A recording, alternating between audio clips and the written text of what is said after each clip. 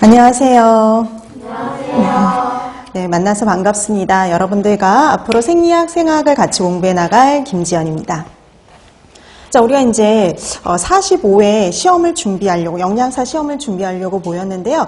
우리 이제 여러분들이 이 생리학, 생화학 과목은 학부 시절에 다 듣긴 했어요. 그쵸? 근데 좀 이렇게 어렵게 이렇게 좀 생각되던 과목 중에 하나가 생리학하고 생화학이었을 거예요. 그래도 그나마 생리학은 좀 괜찮은 편인데 생화학은 좀 포기하신 분들이 좀 많았던 과목이기도 해요. 근데 오히려 생리학보다 생화학이 어떻게 보면은요, 공부해야 될 게 되게 뻔해요. 우리 영양사 시험에서 요구하는 생화학은 되게 뻔한 그 대사 위주의 생화학을 요구하기 때문에 딱 한정된 부분만 제대로 공부하면 또 생화학은 고득점을 획득할 수 있는 파트가 생화학이다라고 생각해 주시면 될 것 같아요.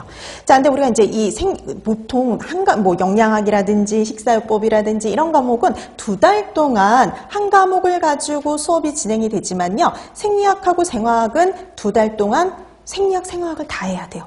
그러니까 우리가 여러분들이 학부 시절에 한 과목을 다 이렇게 한 과목을 한 학기 동안 공부했었잖아요. 생리학 한 과목, 그다음에 생화학 한 과목을. 근데 이거를 2달 만에 생리학하고 생화학을 좀 다 끝내야 돼요. 그래서 우리가 참 시간이 좀 빠듯합니다. 그래서 우리가 이렇게 생리학, 생화학을 좀 빠듯하게 진행을 하기 때문에 좀 빡빡하게 수업이 진행이 된다라고 생각해 두시면 되겠고요.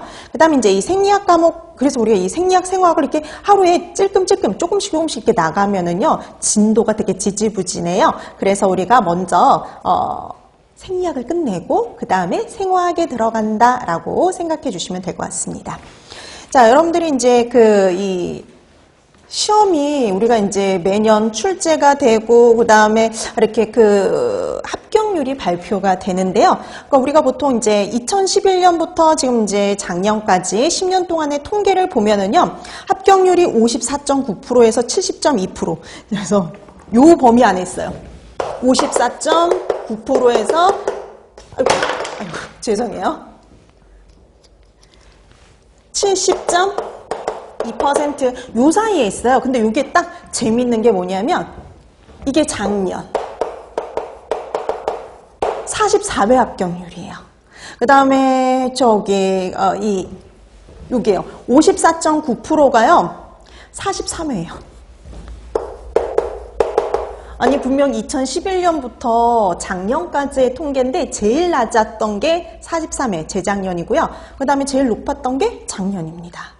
그래서 되게 독특하게 좀 그렇게 되어 있는데, 그래서 한 번은 제일 낮았다가 또 한 번 제일 높게 이렇게 되어 있죠. 그래서 우리가 보통 합격률이 50에서 60% 사이에서 왔다 갔다 한다라고 보시면 돼요. 그래서 최근에는 60%대가 가장 많았어요. 계속 4.4, 64.7, 65% 그 사이를 왔다 갔다 했다가 갑자기 54%로 좀 떨어졌다가 그 다음에 작년에 70%로. 그래서 이렇게 우리가 70% 정도로 합격률이 높아지면 문제 되게 쉬웠다 이렇게 얘기를 해요. 그래서 그렇게 얘기를 하고, 그 다음에 54.9%, 그러니까 55%밖에 안 되죠. 그러면 이제 시험 치러 나와서 이제 대다수의 학생분들이 어려웠다. 이런 식으로 얘기를 합니다. 그래서 보면은 이게 어려울 때도 있고 쉬울 때도 있다라는 거죠. 그래서 우리는 가장 어려울 때를 가정을 해서 공부를 하긴 하는데요. 요즘에는 거의 50에서 60%를 합격률이 왔다 갔다 한다. 이 정도 생각을 해두시면 되겠고요. 근데 우리가 이게 50%가 됐든 60%가 됐든 우리가 수업만 열심히 들으면요, 모두 다 합격하실 수가 있습니다. 그래서 우리가 이게 그래요. 그러니까 개인적으로 혼자 공부할 적에는 문제집을 가지고 공부하다 보니까 문제답, 문제답 이렇게만 외워요. 문제답만 외우면 똑같은 문제가 나왔을 땐 상관이 없는데 문제가 조금이라도 바뀌면 새로운 문제고 답을 찾을 수 없는 경우가 상당수 많아요. 그래서 그 정도로 대비해서는 좀 어렵거든요. 왜냐하면 문제가 조금만 바뀌어 나오거나 조금만 어렵게 나와도 그때는 답을 찾을 수가 없어요. 그래서 우리는 가장 기본이 되는 이론부터 공부를 한다라고 생각을 해두시면 될 것 같습니다. 자, 그럼 이제 우리가 이 생리학은 우리가 이렇게 단독으로 나오진 않아요. 여러분도 알고 계시겠지만 이 영양사 시험이 좀 어려운 게 뭐냐면 과목 수가 되게 많아요. 공부해야 될 과목 수가 좀 많아서 혼자 다 정리하고 혼자 다 공부하기 쉽지 않은 게 영양사라고 생각하시면 될 것 같아요. 그래서 여러분들이 총 10과목을 공부하셔야 됩니다. 10과목. 그래서 여러분들도 다 알고 계시겠지만 1교시 과목을 보시면은요. 1교시 과목이 좀 배점이 좀 높아요. 그래서 영양학 및 생화학 이게 60문항 60점에 해당이 되고요. 그 다음에 영양교육, 그 다음에 식사요법 및 생리학이 60문항.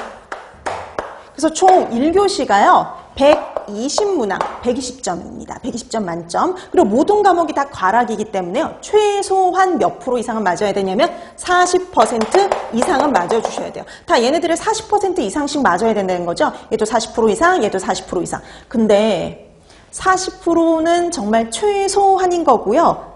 이거보다 훨씬 더 높은 점수를 획득하셔야지 합격을 하세요. 왜냐하면 총점에서 60% 이상을 맞아야지 합격을 할 수 있기 때문에 그래요. 자, 그래서 이렇게 보면 여기에 생화학이 들어가 있고 여기에 생리학이 들어가 있죠. 그래서 생화학은 영양학과. 그러니까 여러분들이 나중에 공부하실 때도 생화학은 영양학과 함께 묶어서 공부하시면 되게 도움이 되고요. 그 다음에 여기도 보세요. 식사요법하고 연결되어 있죠. 그래서 나중에 공부하실 때 식사요법하고 생리학은 같이 연결해서 공부하시면 훨씬 공부하는데 도움이 될 수가 있어요. 자, 이렇게 해서 같이 묶여서 시험 문제가 출제가 됩니다. 그래서 생화학하고 영양학, 그 다음에 식사요법하고 생리학 이렇게 얘네들은 묶여서 시험 문제가 출제가 된다라고 보시면 될 것 같아요.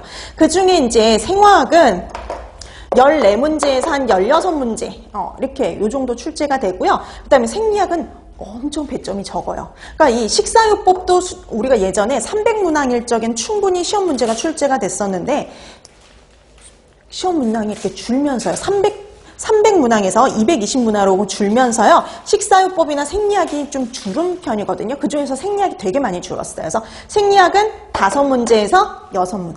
그래서 여러분들이 생리학하고 생화학하고 같이 봤을 때 생리학 배점이 훨씬 더 낮은 편이라고 보시면 될 것 같아요. 자, 그 다음에 이제 2교시에 과목들을 보면 2교시 같은 경우에는 식품학 및 조리원리, 그래서 이게 40문항, 그 다음에 급식, 그리고 위생 및 법규가 60문항. 그래서 여기는 100점 만점이 되죠. 그래서 이렇게 합치면요, 220점 만점이 되고요. 이거에 60% 이상을 맞아야지 합격을 할 수가 있어요. 그러면 이게 60% 이상이면요, 132점입니다. 그래서 132점 이상을 획득하셔야지 합격하실 수가 있는 거예요. 그래서 우리가 보면은 과락으로 인해서 떨어지는 경우는 극히 드물어요. 40%잖아요. 그래서 여러분 60점 만점 중에 40%, 24점 이상을 맞는 경우가 많아요. 여기도 마찬가지. 그래서 얘도 24점 이상, 16점 이상, 여기도 24점 이상. 이거 맞는 거는 거의 다 이거 이상을 획득을 하십니다. 근데 요 과락. 60%가 안 돼서 떨어지는 경우가 대다수다라고 보시면 될 것 같아요. 그래서 우리가 과락이 최소 40% 이상이라고 해서 40% 정도 맞아도 된다 이렇게 착각하면 안 돼요. 그보다 훨씬 높은 점수를 획득하셔야지 최종 합격하실 수가 있습니다. 자, 그래서 여러분들이 이렇게 배점을 보시면 되는데 그 중에 이제 요 1교시가 더 비중이 좀 높죠. 네, 문항수도 더 많아요. 근데 여러분 이게 120문항이잖아요. 120문항인데 시험 시간이 100분이에요. 문항수는 120문항인데 그 시험 시간은 100분이다. 100분 내에 충분히 다 푸세요. 다 풀고 확인 검토까지 거칠 수 있습니다. 보통은. 자, 그래서 여러분들 보면은 문항이 그래서요 되게 단순해요. 단순한 문항이 제일 많이 나옵니다. 그래서 이렇게 되게 문항이 길고 지문이 길어서 읽는데 되게 시간이 많이 소요되는 문항은요 극히 드물다라고 보시면 돼요. 그래서 문항 짧고 답안도 짧아서요 바로 답을 찾을 수 있는 그런 유형의 문제예요. 근데 대신 약간 고민해야 되는 문제는 꼭 나와요. 그 고민하는 문제가 좀 난이도가 높은 문제라고 생각하시면 됩니다. 그래서 무조건 난이도가 낮은 문제만 나오는 게 아니라 난이도가 약간 높은 문제도 나오긴 하는데 그런 문제들조차 문제라든지 문항은 되게 간단하다라고 보시면 돼요. 그래서 문제 문항이 좀 간단하게 나와서 여러분들이 100분 안에 다 문제를 풀고 답안까지 작성하는 거에 충분하다라고 생각하시면 될 것 같아요. 그래서 대다수의 문제는 그래서 좀 간단하게 이렇게 문제가 출제된다라고 보시면 되겠고요. 그 다음에 여러분 뭐 좀 이따 이제 문제 풀어보면 아시겠지만 대다수의 문제들은요 옳은 것을 찾아라라는 문제예요. 그래서 이제는 옳지 않은 것을 찾으라는 문제는 나오진 않습니다. 여러분 시험 문제에서는 모든 문제는 옳은 것을 찾아라, 그거에 해당하는 걸 찾아라, 보통 이런 형태의 문제가 많이 출제된다라고 보시면 될 것 같아요. 자, 이렇게 해서 우리가 기본적인 거를 말씀을 드렸는데요. 근데 생리학이 되게 비중이 엄청 작아졌거든요. 예전에는 20문항이 출제가 됐는데 대여섯 문항. 그럼 여기 공부 안 해도 될까? 생리학을 또 공부 안 하면 식사요법이 어려워져요. 왜냐면 식사요법 중에 식사요법하고 생리학하고 되게 밀접한 관련이 있거든요. 그래서 소화기계가 어떻게 구성이 되어 있는지 알아야지 소화기계 질환을 공부할 수가 있는 거거든요. 그래서 소화기계에 대한 기본적인 지식을 갖고 있어야지만 식사요법이 가능해요. 그래서 얘는 안 하고 넘어갈래요? 안 하고 넘어갈 수가 없어요. 이게 안 되면 식사요법이 연결이 되지 않기 때문에 기본적인 지식은 생리학에서 쌓고 그걸 토대로 식사요법 문제가 출제된다라고 보시면 돼요. 그래서 이걸 기본으로 바탕으로 하고 식사요법이 이렇게 출제가 되다 보니 요거와 관련된 문제들이 좀 연결해서 나오는 편이 좀 많습니다. 근데 항상 생리학은 근데 좀 기본적인 문항들 위주로 해서 시험 문제가 좀 출제되는 편이다라고 보시면 되겠고요. 어떻게 출제되는지는 좀 이따 설명을 드릴게요.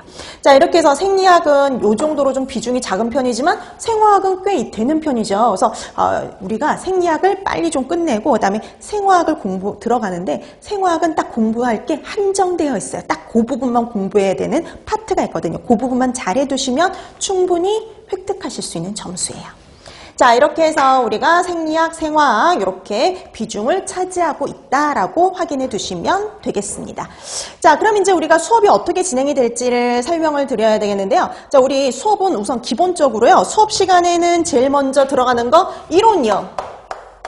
기본 이론. 그래서 아까도 말씀드렸죠. 문제가 쉽게 나오든 어렵게 나오든 기본적인 이론을 잘 해놓으시면은요. 어떤 문제가 출제되어도 다 문제를 푸실 수가 있어요. 그래서 여러분들이 기본 이론을 해두는 게 가장 기본이고 제일 중요하다라고 보시면 되겠고요. 기본 이론을 공부한 다음에 그 다음에 항상 그 수업 시간에 그거에 해당하는 문제도 같이 풀 거예요. 그러니까 왜냐면 우리가 이론만 가지고는 이론만 완벽하게도 좋지만 이 이론을 토대로 해서 어떻게 문제가 출제되는지 유형을 공부를 하는 거죠. 그래서 유형을 공부하는 거. 그래서 되도록이면 그 수업 시간에 이론하고 그 다음에 그거에 관련된 문제풀이까지 끝내는 게 수업 시간의 기본이다라고 보시면 돼요. 그래서 우리가 아주 기본적인 것부터 이제 단어부터 설명을 해서 여러분들이 어떻게 문제가 출제가 되는지 어떻게 공부해야 될지 그 방식들을 가르쳐 드릴 거고요. 그다음에 어떤 문제 유형이 주로 이렇게 시험 문제 출제가 되는지를 설명을 드릴 겁니다. 자, 그럼 이렇게 수업이 끝났잖아요. 그 수업 이론하고 그거에 대한 문제풀이 풀어보고 자, 이렇게 하면은 이제 여러분들이 그 다음에 가장 중요한 게 수업 시간에 가장 중요하게 강조하는 게 바로 뭐냐면요. 복습이라고 보시면 돼요. 복습. 스스로의 복습. 그래서 여러분들 예습은 절대 해오실 필요가 없어요. 그렇죠? 예습은 해올 필요가 없지만 반드시 복습은 해두셔야 돼요. 왜냐하면 이게 과목 수가 많잖아요. 과목 수가 많다 보니까 이거를 정리해두고 복습해두지 않으면 나중에 가서 얘를 따로 공부하기가 되게 쉽지가 않아요. 그래서 항상 그 수업이 있는 날 되도록이면 그 집에 가셔서요. 그 했던 내용들을 먼저 복습을 해두세요. 복습하고 정리해두고. 그래서 가장 기본 복습을 못하더라도 정리는 꼭 해두셔야 돼요. 이런 내용들을 공부했지 하면서 한번 정리를 해두시면 좋습니다. 그 다음에 가장 좋은 거 완벽하게 복습해두는 거죠. 자, 그런 것들이 차곡차곡 쌓이면 나중에 이걸 봐도요. 뭘 공부해야 될지를 파악할 수가 있어요. 뭐가 중요한지 뭘 공부해야 될지를 파악할 수가 있으니까 바로바로 복습해 두시고요. 왜냐면 우리가 공부한 다음에 바로 복습하면 짧게 걸릴 걸 1시간만 해도 다 복습이 끝날 걸 나중에 가서 복습하면 3-4시간이 걸릴 수 있어요. 기억이 가물가물해지니까. 그래서 되도록이면 복습은 그날그날. 자, 그 다음에 이제 우리가 여기서 끝나는 게 아니라 여러분들이 복습할 시간을 한 번 더 드릴 거예요. 그래서 다음 시간부터는 복습 프린트물이 나갑니다. 문항으로 구성이 되어 있어요. 문제. 그래서 10문제에서 한 20문제 정도로 구성이 되어 있는데요. 지난 시간에 공부했던 걸 토대로 해서 나온 문제들이어서 여러분들이 복습할 수 있는 시간을 한 번 더 드린다라고 보시면 돼요. 그래서 조금 일찍 나오셔가지고요. 문제를 좀 풀어두시면 됩니다. 그래서 그때 문제를 풀 적에는 되도록이면 여러분들이 책을 보지 말고 내가 어느 정도 기억하는지, 그 다음에 혹시 잘못 기억하고 있는 건 없는지 그런 것들을 확인하기 위해서 여러분들의 실력으로만 문제를 풀어주시는 게 좋아요. 그래서 그걸 토대로 해서 틀린 것들을 확인하고 그 다음에 다시 한번 정리해 둘 수가 있으니까요. 되도록이면 여러분들의 실력으로 문제를 풀어두시면 좋겠습니다. 그래서 동영상 강의를 수강하시는 분들은 학습 자료실에 올려져 있으니까요. 학습 자료실에 있는 프린트물을 출력해서 여러분들이 활용하시면 돼요. 그 다음에 우리가 항상 강의가 실강이 3강씩 이루어지거든요. 3강씩 이루어지고 그러면 4강에 복습 프린트물이 나간다는 거예요. 그래서 여러분들이 그거 동영상 강의를 학습하시는 분들은 이렇게 항상 3강 있고 그 다음에 4번째 4강 요렇게 복습 프린트물이 나간다라고 확인해 주시면 돼요. 그래서 항상 수업 전에 먼저 프린트물 풀어두시고 그 다음에 수업을 수강하시면 될 것 같습니다. 자, 이렇게 해서 항상 수업 전에 여러분들이 실력으로 문제를 풀어두시면 가장 좋고요. 그럼 이렇게 해서 여러분들이 복습이 이루어질 수가 있죠. 자, 그래서 이렇게 수업은 기본적으로 이렇게 실행이 된다라고 보시면 돼요. 그래서 수업을 이렇게 사용하는 수업에 이렇게 제대로 쫓아오시기만 하면요. 여러분들이 제대로 복습도 하실 수 있고 하나씩 차근차근 정리가 되니까요. 나중에 여러분들이 또 공부하실 때 마지막 최종 정리하실 때 확실히 도움이 돼요. 그래서 꼭 복습해두라는 거.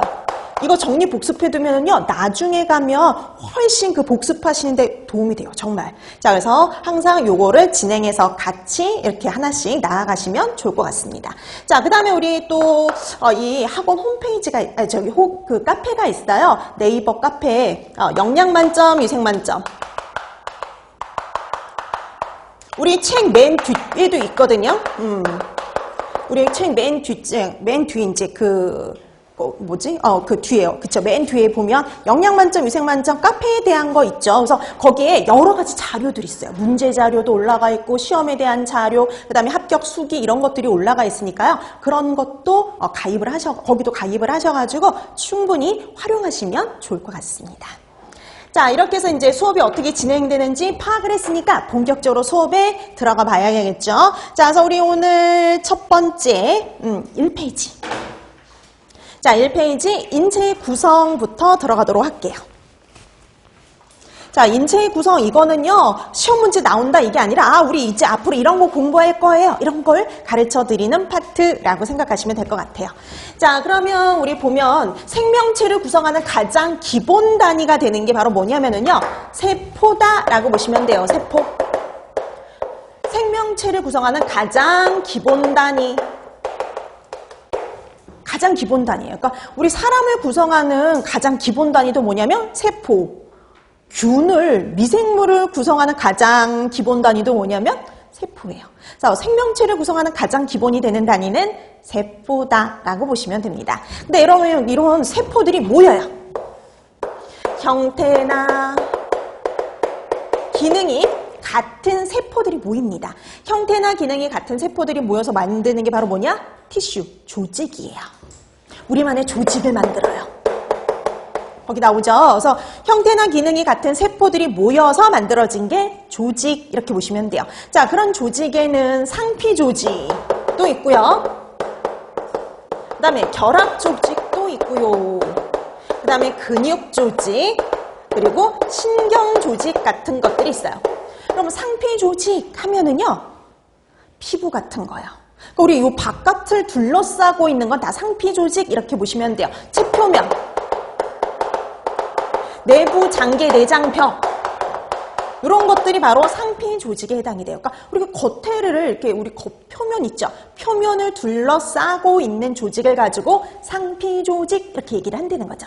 자, 그 다음에 결합 조직은요. 우리 거기 설명이 쓰여 있어요. 그러니까 이걸 달달달 외우라는 게 아니라 이런 의미구나. 이 정도 파악하고 넘어가면 충분해요. 자, 그래서 조직과 기관 사이를 채운다든지 그 표면을 둘러싼다든지 아니면 결속시켜주는 조직들을 가지고 결합조직이라고 얘기를 해요. 그래서 이런 결합조직의 대표적인 거 콜라겐, 엘라스틴, 연골, 뼈, 혈액, 림프액 이런 것들이 해당이 돼요. 혈액? 보니까 이 혈액은요, 결합 조직에 해당이 돼요. 그러니까 혈관이라는 곳을 채우고 있죠. 혈관을 채우고 있는 이런 혈액 같은 애가 대표적인 결합 조직입니다. 그래서 뭐 콜라겐, 엘라스틴 같은 이렇게 연결시켜주는 애들이라든지 뼈, 그 다음에 연골 이런 애들, 혈액 이런 애들이 결합 조직에 들어가요. 자, 그 다음에 근육 조직. 여러분, 근육 조직은 근육을 구성하는 조직이 바로 근육 조직이에요. 그러면 여기서는 단어 정도를 알아보시면 되는데 거기 보니까 평활근은 불수의근, 골격근은 수의근이라는 말이 나와 있죠. 우리 앞으로 공부하다 보면요. 불수의근이라는 단어도 잘 나오고요. 수의근이라는 단어도 종종 나올 거예요. 그래서 불수의근, 수의근은요. 구별하는 정도만 할 수 있으면 돼요. 자, 불수의근은 뭐냐면요. 내 의지대로 움직일 수 없는 근육들입니다. 내 의지대로 움직일 수 없어요. 내 의지대로 움직일 수 없는 애들은 불수의근. 그럼 수의근은 뭘까요? 내 의지대로 움직일 수 있는 근육 이렇게 생각하시면 돼요. 그러니까 내 마음대로 여러분들의 마음대로 움직일 수 있으면 수의근, 마음대로 움직일 수 없으면 불수의근이에요. 그걸 구별하는 정도만 해두시면 되는데요. 그럼 거기 보세요. 평활근 보세요. 평활근. 평활근은요. 내장에 있는 근육들이에요. 그럼 위나 소장이나 대장 이런 데에 있는 근육들이 평활근들이에요. 그럼 여러분 우리가 대장이나 위나 소장을 내 마음대로 움직일 수 있어요? 없죠. 그래서 불수의근 이렇게 보시면 돼요. 자, 그 다음에 골격근 보세요. 골격근은요. 팔다리에 붙어있는 근육, 우리 뼈에 붙어있는 근육이 바로 뭐냐면 골격근이에요. 그럼 팔다리에 붙어있는 근육은 내 마음대로 움직일 수가 있죠. 그래서 뭐라고 그러냐면 수의근 이렇게 얘기를 해요. 그럼 여러분 심장근은 수의근일까요? 불수의근일까요? 그렇죠. 불수의근. 여러분 심장에 있는 근육은 내 마음대로 움직일 수가 없잖아요. 그렇죠? 그런 애들이 다 불수의근이다 이렇게 보시면 돼요. 그래서 내 마음대로 움직일 수 있으면 수의근, 내 마음대로 움직일 수 없으면, 내 의지대로 움직일 수 없으면 불수의근이다. 이렇게 구별하는 정도만 해두시면 됩니다. 자, 그 다음에 신경조직은요, 말 그대로 신경을 구성하는 조직들이죠. 얘네들이요, 가장 재생이 어려워요.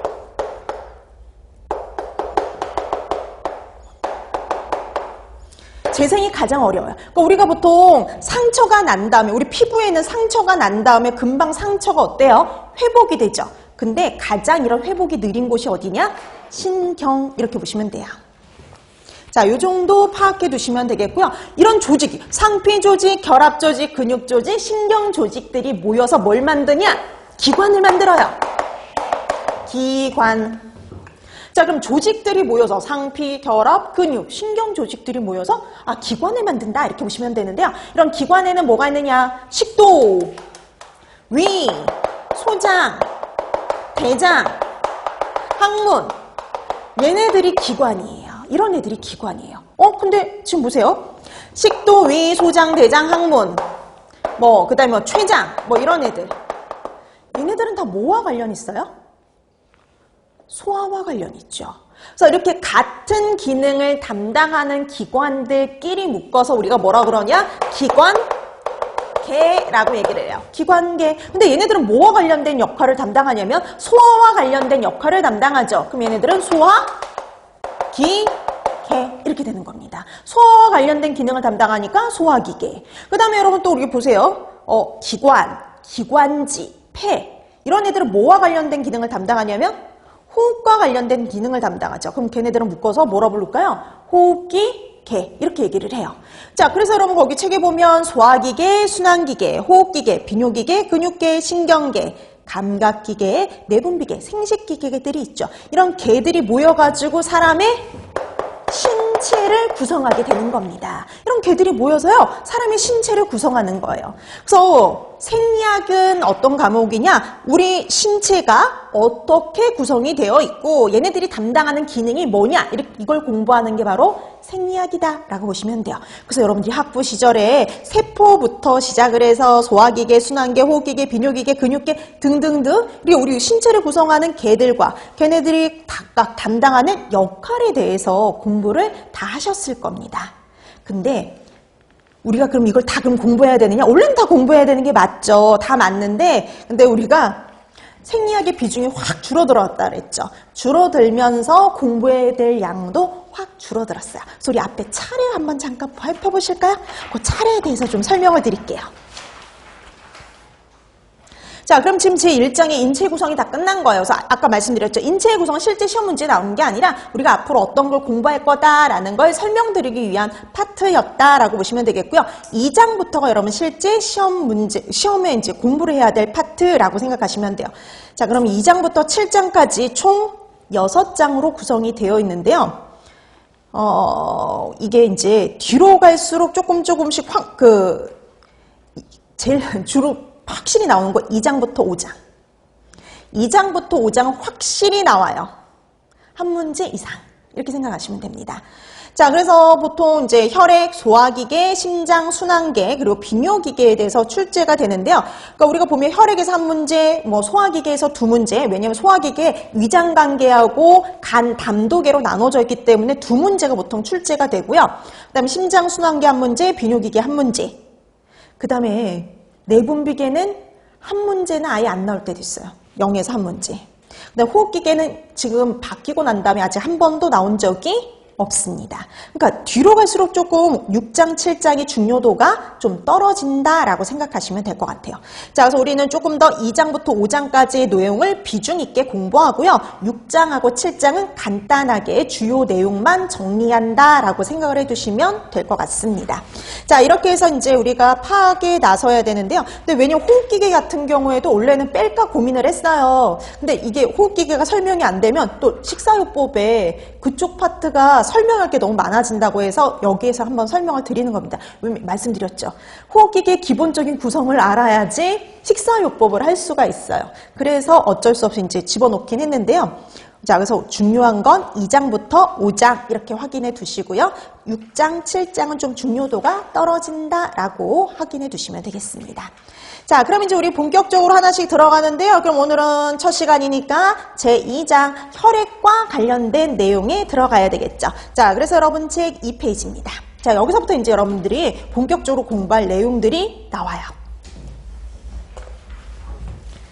자, 그럼 이제 우리가 혈액을 들어가야 되는데 혈액에 들어가기 전에 먼저 체액에 관련된 게 나오죠. 왜냐하면 혈액도 체액의 일부거든요. 우리 사람의 몸속에 있는 액체 성분을 가지고 뭐라 그러느냐? 체액 이렇게 얘기를 해요. 자, 그래서 체액에 대한 거 먼저 들어갈게요. 자, 체액은 체중의 약 몇 프로 정도를 차지하고 있대요? 60%. 자, 체중의 약 60% 정도를 차지하고 있습니다. 약이라 그랬죠? 이게 보통 성인 남성을 기준으로 했을 때예요. 그러니까 이렇게 우리가 뭔가 특별한 말이 없으면 보통 성인 남성을 기준으로 한 양이다라고 생각하시면 돼요. 그래서 성인 남성을 기준으로 했을 때 체중의 약 60% 정도를 차지합니다. 자, 근데 이런 체액은 세포 내액과 세포 외액으로 나눌 수가 있어요. 세포 내액과 세포 외액. 그러니까 우리가 세포 내액이라는 건요, 세포 안쪽에 있는 액체를 말하는 거고요. 그 다음에 세포 외액은요, 세포 밖에 있는 액체 이렇게 생각하시면 돼요. 아까 생명체를 구성하는 기본 단위가 되는 게 뭐라고 했어요? 세포 이렇게 얘기를 했죠. 근데 이 사람은요, 60조에서 한 100조 정도의 세포로 구성이 되어 있어요. 그러니까 우리는 세포 덩어리예요. 세포 덩어리. 그러니까 세포가 더 많은 양을 차지하다 보니까 세포 내액이 훨씬 더 많습니다. 그러니까 왠지 우리 세포 바깥에 액체가 더 많을 것 같지만 세포가 워낙 많다 보니까 세포 내액이 더 많아요. 자, 세포 내액은 몇 프로냐면 40%. 그리고 세포 외액은 20%를 차지해요. 그래서 세포 내액은 40, 세포 외액은 20%. 자, 그 다음에 여러분, 이 세포 내액의, 세포 안쪽에 많은 이온과, 그 다음에 세포 바깥쪽에 많은 이온을 기억해 두셔야 되는데요. 세포 안쪽에 많은 이온은 뭐냐면 칼륨 이온이에요. 세포 안쪽에 많은 건 칼륨. 자, 그 다음에 세포 바깥에 많은 양이온은 나트륨입니다. 나트륨. 자, 그래서 세포 안쪽에 많은 건 칼륨, 그 다음에 세포 바깥에 많은 건 나트륨이다. 이렇게 구분해 두시면 돼요. 되게 중요해요. 가장 기본이지만 제일 중요합니다. 자, 그 다음에 그 외에도 음이온 중에 염화이온이야. 우리말로 하면 염화이온. 그래서 여러분 요거 보면 이거 합치면 이렇지 않아요? NaCl. 이 NaCl이 뭐예요? 소금이요. 그래서 바깥에는요, 소금이 제일 많다 이렇게 생각하셔도 돼요. 소금이 제일 많다. 그래서 Na 플러스 Cl 마이너스 이렇게 되는 거예요. 자, 그래서 세포 안쪽에 많은 건 칼륨이온, 세포 바깥에 많은 건 나트륨이다. 이렇게 봐두시면 돼요. 최근에도 이거 시험 문제 나왔던 거예요. 세포 내과, 세포 외액에 가장 많은 이온이 누구냐? 이렇게 해서 시험 문제 출제가 됐었습니다. 그래서 이렇게 가장 기본적인 것들을 물어보는 경우가 많아요. 그래서 여러분들이 가장 기본적인 것부터 공부해 두셔야 돼요. 자, 그 다음에 여러분 세포 외액을 또 나눴습니다. 자, 세포 외액을 어떻게 나눌 수 있냐면 세포 간질에, 자, 그 다음에 혈장, 그리고 특수체. 자, 이 특수체액은 다른 말로 뭐라고도 하냐? 세포 횡단수분이라고도 해요. 이거 아까 말씀드렸죠? 그러니까 기본적인, 그러니까 생리학은요, 기본적인 용어나 이런 걸 물어보는 것도 되게 많이 나와요. 그래서 여러분들이 기본적인 용어, 이게 뭘 의미하는지 정도는 간단하게 알아두는데요. 자, 세포 외액은 세포 간질액, 혈장, 특수체액으로 나눠진다. 이렇게 보시면 돼요. 그럼 여러분, 세포 간질액은 뭐냐면, 이렇게 세포가 있고요, 이렇게 세포가 있죠. 세포가 딱딱 붙어 있는 게 아니라 약간 어때요? 떨어져 있죠. 요 세포 사이에 있는 액체가 세포 간질액이에요. 그래서 사이간자예요. 사이간자. 그래서 세포 사이사이에 있는 액체 이렇게 생각하시면 됩니다. 자, 그 다음에 혈장이 있죠. 자, 이 혈장은요, 혈액의 액체 성분이에요. 혈액이 들어있는 액체 성분을 가지고 혈장 이렇게 얘기합니다. 그러니까 여러분, 우리 혈액은 계속 흘러갈 수 있죠. 이게 액체 성분 때문에 그래요. 혈장 때문에. 자, 혈장은 혈액에 있는 액체 성분 이렇게 생각하시면 됩니다. 자, 그 다음에 특수체 내지는 세포 횡단수분이라고 얘기를 하는 애가 있는데요. 이건 되게 적은 양 존재하지만 되게 우리 몸에서 중요한 역할을 하는 애들이에요. 뇌에 있는 뇌척수액. 그 다음에 우리 소화액들. 그것도 액이죠. 액체. 그러니까 소화액들. 그 다음에 우리 임신했을 때 생기는 양수. 이런 것들. 그 다음에 눈에 있는 안방수. 이런 것들이요. 되게 특수체 내지는 세포 횡단수분이다 라고 얘기를 합니다. 자, 그래서 이렇게 우리가 세포 외액을 나눌 수도 있다라고 확인해 두시면 될 것 같아요. 그래서 우리가 이렇게 새롭게 이 단어들을 좀 알아두면 되는 겁니다. 자, 그 다음에 이제 우리 책에 없는 내용을 조금 써두는데요. 자, 우리가 체액 같은 경우에는 항상 그 비율이 일정하진 않아요. 여러분들이 나중에 생애주기 영양학에서도 공부하시겠지만 성인이 되어갈수록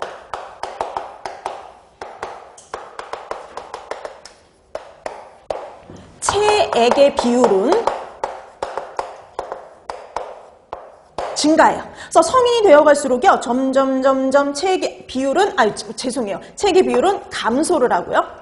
체액이 차지하는 비율은 점점점 감소를 하고, 반대로 체단백의 비율은 증가합니다. 그러니까 체액의 비율이 감소한 만큼 체단백의 비율이 좀 증가를 해요. 자, 그 다음에 체액의 비율에 영향을 주는 요소가 바로 아까도 그랬듯이 나이요, 나이.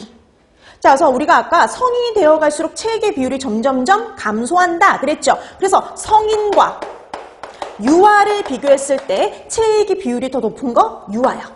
자, 그래서 체액의 비율은요, 유아가 더 높아요. 그 이유가 유아들은 세포 간질액의 비율이 높아서 그래요.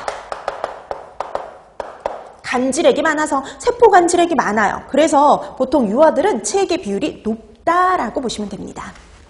이거는 생리학에서 나오진 않았는데 예전에 생애주기 영양학에서 시험 문제 출제가 된 적이 있어요. 자, 그 다음에 남자와 여자 중에서는 누가 체액의 비율이 더 높으냐? 남자예요. 남자. 이거는 체내 지방질 부피차 때문에 그래요. 여러분 알고 계시겠지만 지방, 물하고 기름은 친하지가 않아요. 그래서 이렇게 지방질이 많으면 많을수록 수분, 체액의 비율은 감소하게 되는 거예요. 자, 그래서 보통 체내 지방질 부피가 좀 작은 남자가 체액의 비율이 더 높다라고 보시면 되는 겁니다.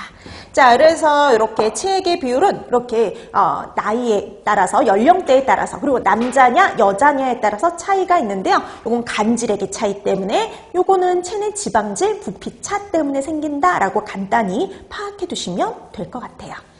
자, 그래서 이렇게 체액에, 우리가 이 체액을 얘기한 이유는요, 요거 때문이에요, 요거. 이 혈장. 그럼 혈액에 들어있는 뭐라고 했어요? 액체 성분을 혈장이라고 얘기를 했죠. 그래서 이 혈액도 체액의 일부다라고 얘기를 할 수가 있는 겁니다. 자, 그럼 이제 본격적으로 혈액에 대해서 들어가 볼까요? 자, 혈액이 어떻게 구성이 되어 있느냐? 혈액의 구성.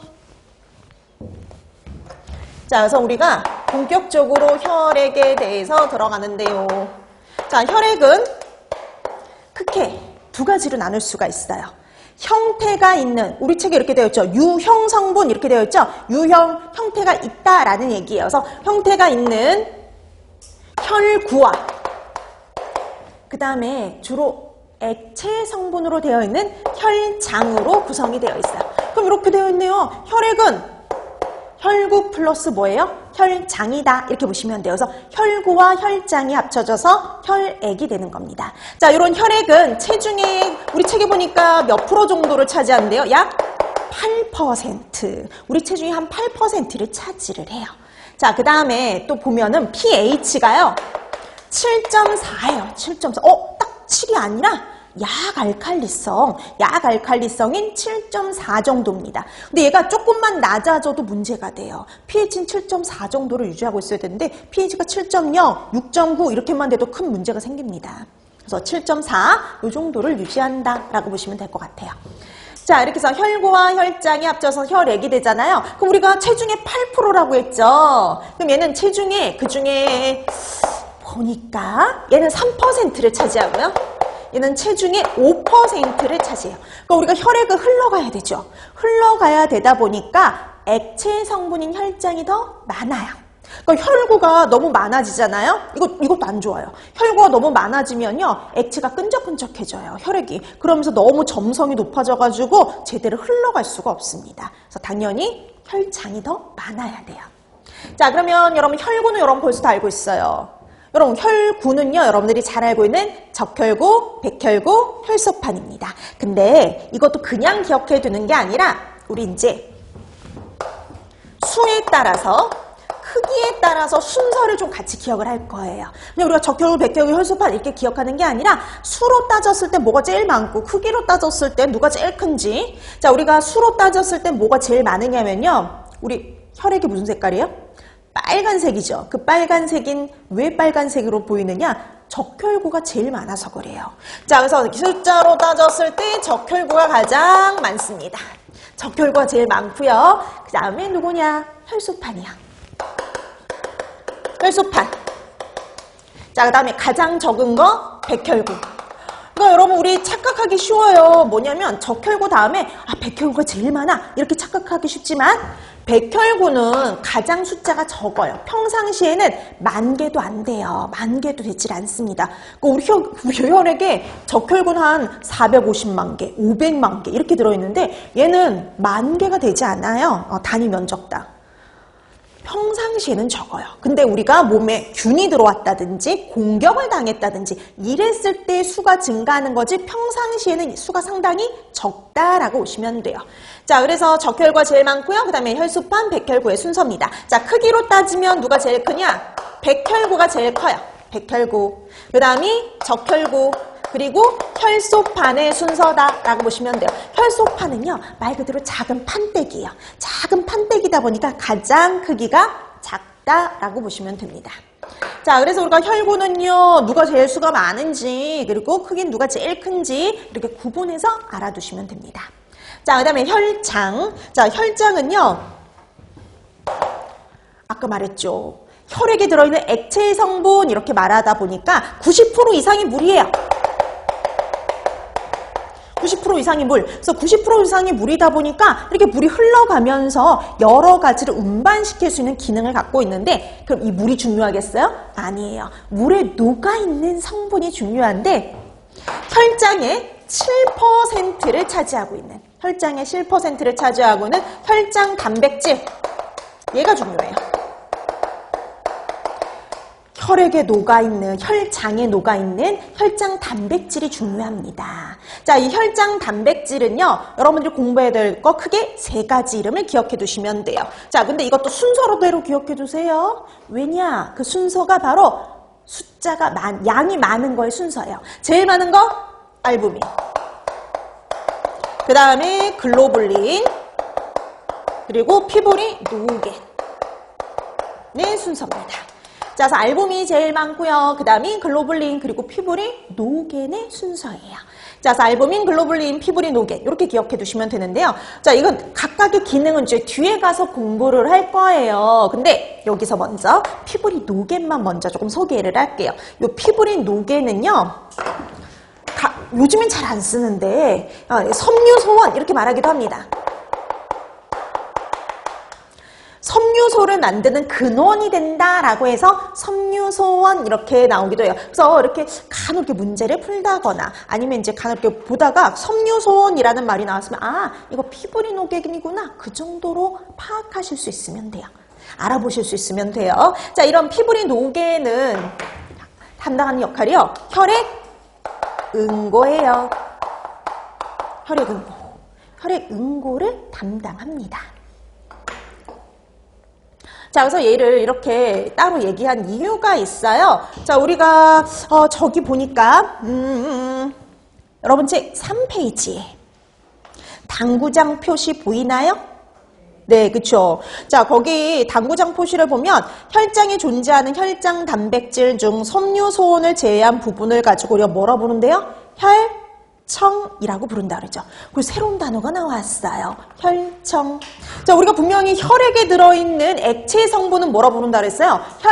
혈장이라고 부른다 그랬죠. 근데 새로운 단어, 혈청이라는 단어가 나왔습니다. 그럼 이제 이 혈청을 구분하실 수 있어야 돼요. 혈청. 이게 뭘 의미하는지. 자, 우리가 얘 같은 경우에는 혈청은요, 우리가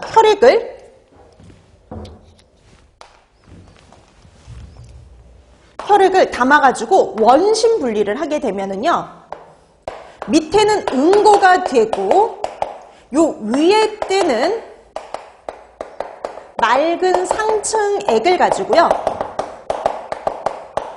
혈청이라고 얘기를 합니다. 자, 그래서 이 혈청은요, 혈액이 응고되고 위에 뜨는 맑은 상층액이에요.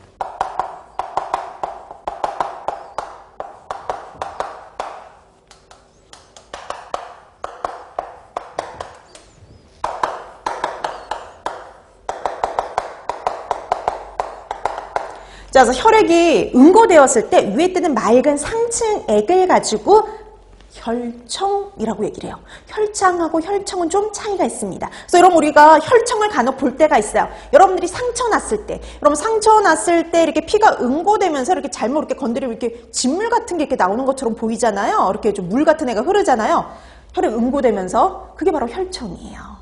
혈청. 자, 그럼 이 혈청은 어떤 차이가 있느냐? 혈정하고. 자, 우리 아까 보통 이렇게 응고되는 애들은요, 밑에 이렇게 가라앉는 애들은 어떤 애들이냐면 형태가 있는 애들. 혈구들은 다 밑에 가라앉아요. 응고돼서 밑에 다 가라앉아요.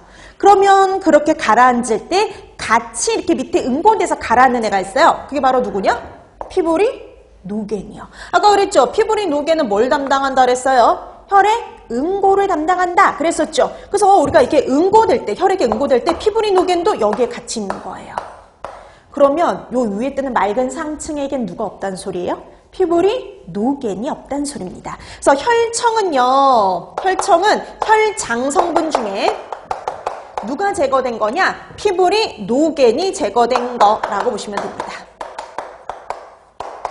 그래서 혈장과 혈청은 같은 말이 아니에요. 그쵸? 같은 말이 아니에요. 그래서 혈장에서 피브린 노겐이 제외된 게 혈청이다. 이렇게 보시면 됩니다. 근데 이거 되게 별거 아닐 것 같잖아요. 이것도 시험 문제에 나왔었어요. 혈액이 응고되었을 때 위에 뜨는 맑은 상층액을 뭐라고 하느냐? 이런 형태로 시험 문제가 나왔어요. 그러니까 기본적인 용어 있죠. 생리학에선 기본적인 이런 용어를 물어보는 것도 꽤 나와요. 그래서 아까 제가 이렇게 용어를 설명을 드렸던 이유가 바로 그거예요. 그래서 이런 기본적인 용어가 시험 문제에 나올 수 있다라고 생각하시면 됩니다.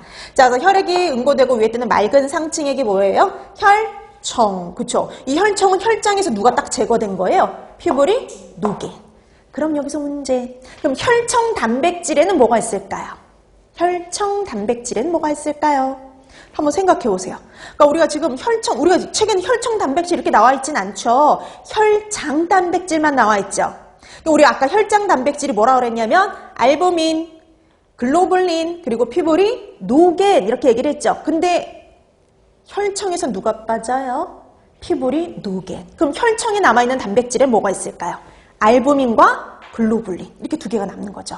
그래서 여러분 다른 시간에도 그런 말 많이 들어보실 거예요. 혈청 단백질이라는 말을 들어보실 겁니다. 그러면 혈청 단백질 하면 딱 두 가지 남아요. 알부민, 글로불린 이렇게 정리해 두시면 돼요. 자, 그래서 여러분 이제 우리가 본격적으로 들어가기 전에 여기서 용어들, 단어들을 알아보는 시간 이렇게 생각하시면 되는 겁니다. 자, 이렇게 해서 혈액이 어떻게 조성이 되어 있는지 파악을 했으면 이게 이제 혈액의 조성이죠. 혈액의 조성을 파악했으면 이제 두 번째 기능을 파악하셔야 되는데 혈액의 일반적인 기능들이 되게 많죠. 혈액의 기능인데요. 혈액의 기능은 나중에 거기를 읽어봐 두시면 되겠고요. 이게 이제 우리가 앞으로 배울 여러 가지 혈액 성분들의 기능을 합쳐둔 거 이렇게 생각하시면 돼요. 그럼 이걸 묶어서 기억해 두시면 됩니다. 자, 이걸 좀 간단하게 정리해 드릴게요. 4개로요. 이걸 간단하게 4개로 줄일 수 있어요. 첫 번째, 운반 기능이 있어요. 여러분, 혈액은 고여있는 게 아니라 우리 온몸 구석구석을 뭐예요? 돌아다니죠. 순환을 하고 있어요. 그래서 순환을 하면서 혈액이 순환하면서 여러 가지 물질을 운반해 줍니다. 자, 운반해 주는 거 대표적으로 산소, 이산화탄소 이런 애들. 그 다음에 영양소, 노폐물, 호르몬 이런 애들을 운반해줘요. 그래서 이 내용은 우리 책에 거기 다 있는데 이렇게 간단히 묶어서 정리하면 이렇게 돼요. 그러니까 여러 가지 물질들을 운반해준다 이렇게 보시면 됩니다. 운반하는 거 산소, 이산화탄소, 영양소, 노폐물, 호르몬 이런 것들이죠. 자, 그 다음에 두 번째, 자, 이번에 어떤 역할을 다 이렇게 담당하느냐 이거를 이제 거기 나와 있는 1번부터 우리 10번까지잖아요. 되게 길죠?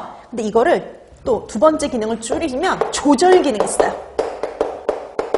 자, 혈액에 어떤 것들을 조절해 주느냐? 체온이요. 그래서 우리가 이 혈액을 일정량 이상 이렇게 잃게 되면은요, 저체온증이 와요. 그래서 체온을 일정하게 조절하고, 그다음에 혈액의 pH요. 그리고 혈액의 pH를 7.4 정도로 유지하는데 혈액 성분들이 관여합니다. 자, 그다음에 또 뭘 일정하게 유지를 시켜주느냐? 이제 우리가 앞으로 배울 텐데요. 이게 항상 같이 가요. 자, 뭐가 같이 가느냐? 삼투압. 체익량 그리고 혈압 이런 것들이 일정하게 조절이 돼요. 근데 얘네들은 항상 3개가 같이 다닙니다. 자, 그 다음에 세 번째 이거는 뭐 두고두고 계속 나오는 건데 면역을 담당하는 물질이 혈액에 있어요. 면역을 담당하는 물질. 그러니까 이 면역을 담당하는 물질이 어떻게 면역을 담당하는지 구체적으로 좀 이따 하나씩 갈 건데요. 대표적인 물질이 백혈구하고 우리 아까 좀 전에 혈장 단백질인 글로불린 이 면역 기능을 담당을 해요. 혈액 성분 중에. 자, 그 다음에 네 번째 혈액 응고를 담당하는 물질도요. 우리가 보면은 상처가 나면 혈액이 응고되죠. 그 혈액이 응고되는데 관여하는 물질도 혈액에 존재를 합니다. 이거는 우리 아까 좀 전에 했던 혈소판. 그리고 우리가 아까 혈장 단백질 중에 누가 관여했어요? 피부리, 노겐이 관여를 했었죠.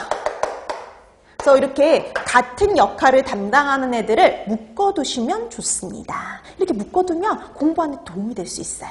자, 그래서 우리 앞으로 이제 배울 혈액의 성분들의 기능들을 묶어보면 이렇다라고 보시면 될 것 같아요.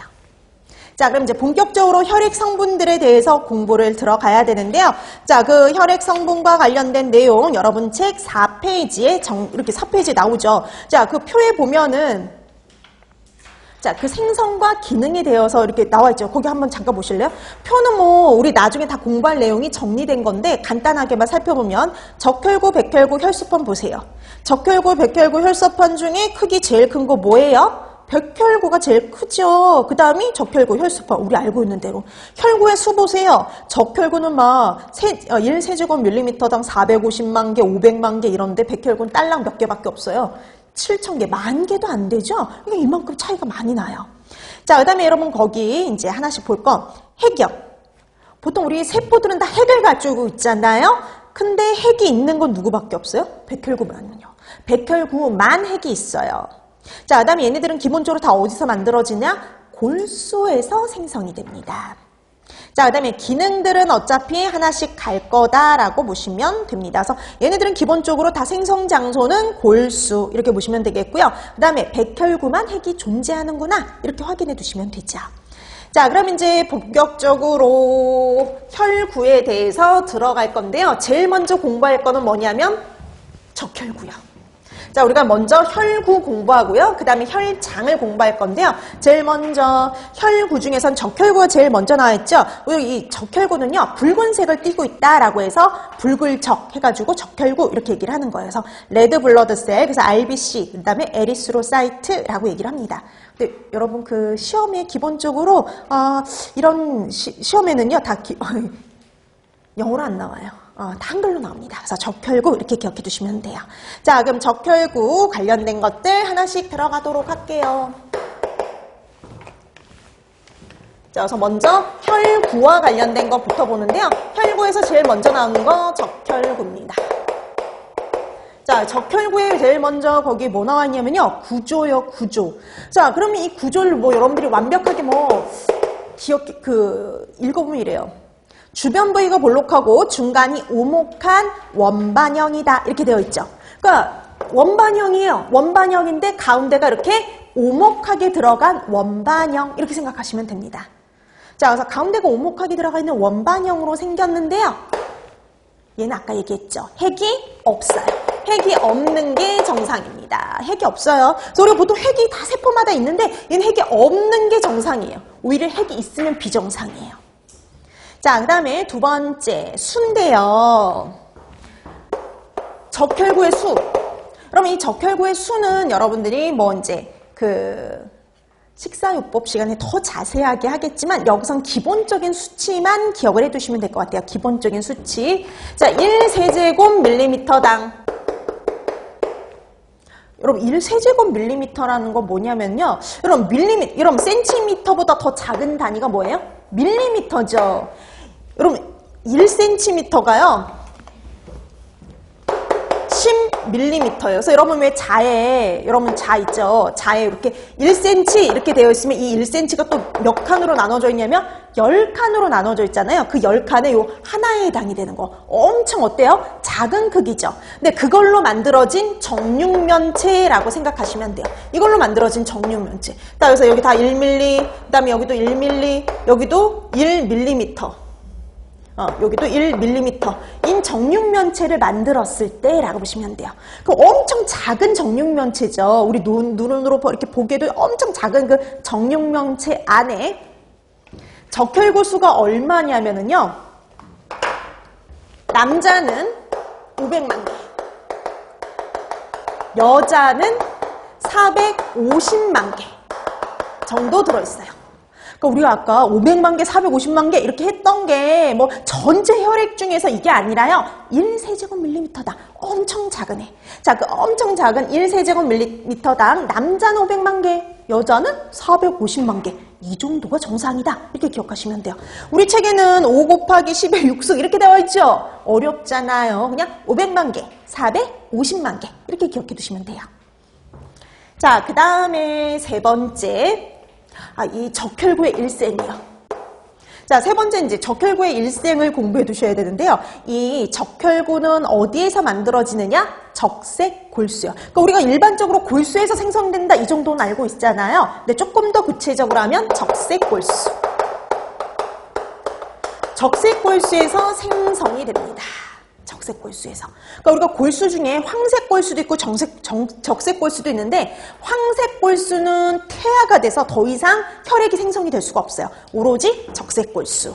자, 그래서 적색골수에서 생성이 되어서 120일을 살다가 그러니까 수명이 한 120일이에요. 수명.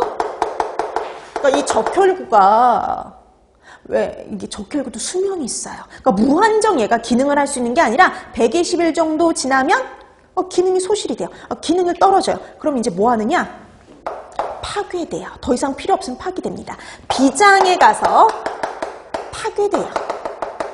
자, 이게 적혈구의 일생이다 라고 생각하시면 되어서 적색골수에서 생성이 되어서 120일을 살다가 비장에 가서 파괴된다 이렇게 기억을 해두시면 됩니다.